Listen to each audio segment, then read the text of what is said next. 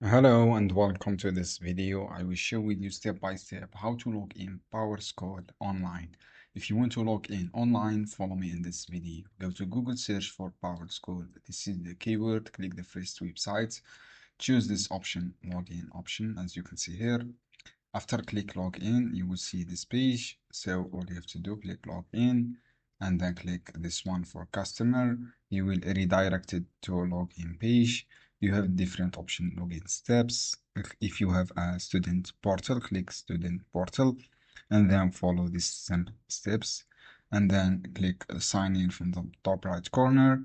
You will see this page. All you have to do in this case, write your username and write your password. So write your username, for example, this one, your username, password, and then click sign in.